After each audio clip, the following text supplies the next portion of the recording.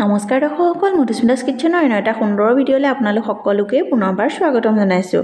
আজি মই লোকেল চিকেনৰ সৈতে মানিমুনিৰ এখন খুব সুন্দৰ ৰেচিপি বনাইছিলোঁ। ভাবিলোঁ ভিডিঅ'টো আপোনালোকৰ লগতো শ্বেয়াৰ কৰোঁ। প্ৰথমতে মানিমুনিখিনি ভালদৰে বুটলি আনিলোঁ আৰু এতিয়া পুখুৰীতে খচি ধুই লৈছোঁ যাতে অকণমান বালি থাকি নাযায়। এয়া চাওক, বৰ মানিমুনি আৰু সৰু মানিমুনি আছে। আমাৰ বাৰীত বহুত মানিমুনি হৈছে।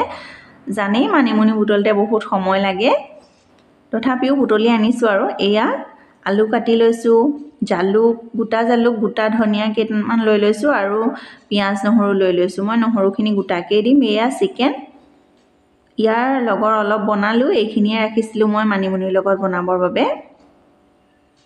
খুবেই সহজ আৰু সাধাৰণ ৰেচিপি। যদি এনেদৰে বনোৱা নাই এবাৰ বনাই চাবচোন। চাওক, গৰম তেলতে মই পাঁচফোৰণ কেইটামান ফুটাই তাতে পিঁয়াজখিনি দি দিছোঁ। মানিমুনি যিহেতু আমাৰ স্বাস্থ্যৰ বাবে খুবেই উপকাৰী, যিকোনো ধৰণে খাব পাৰিলে আমাৰ বাবে খুব ভাল হয়। এয়া প্ৰথমতে পিঁয়াজখিনি দিয়াৰ পিছতে মই মাংসখিনি দি খুব ভালদৰে ভাজি ল'ম।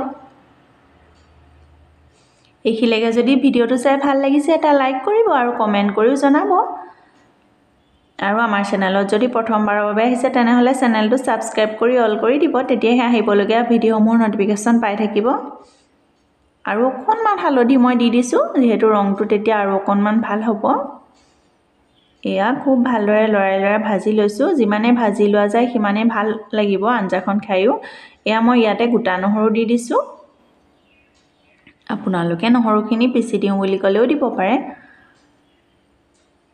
এয়া অকণমান ঢাকনি মাৰি দিছোঁ। এয়া খুব সুন্দৰকৈ ভাজি হৈছে, চাওকচোন। ইয়াতে মই এতিয়া আলুখিনি দি দিম।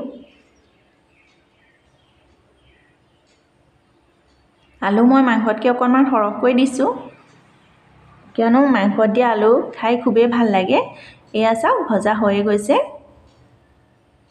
খুবেই সহজ আৰু খুবেই সাধাৰণ। যদি এনেদৰে বনোৱা নাই এবাৰ বনাই খাই চাব। এয়া চাওক, মই পিচি থোৱা মানিমুনিখিনি ইয়াতে দি দিছোঁ আৰু সুন্দৰকৈ লৰাই দিম। যিহেতু খুব সুন্দৰকৈ মই ভাজি লৈছিলোঁ মাংসখিনি, গতিকে বেছি সময়ৰ প্ৰয়োজন নহয়। মানিমুনিখিনি দিয়াৰ পিছত মিক্সি জাৰটোত অকণমান পানী দি সেইখিনিও মই ইয়াতে মিহলাই দিছোঁ। নিজৰ জোখমতে জোলখিনি কৰিব পাৰে।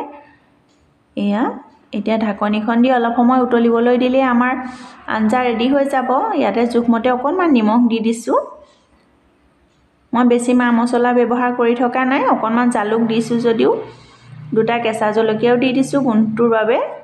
কেঁচা জলকীয়াটো দিলে ভাল লাগে। এয়া চাওক, আলু সিজিলে, মাংসও ভালদৰে ভাজিয়ে ৰাখিছিলোঁ, গতিকে আমাৰ আঞ্জা ৰেডিয়ে হৈ গ'ল। ভিডিঅ'টো চোৱাৰ বাবে বহুত ধন্যবাদ জনালোঁ। আগলৈ এনেদৰে ভিডিঅ'সমূহ চাই থাকিব আৰু মৰম দিবলৈ নাপাহৰিব।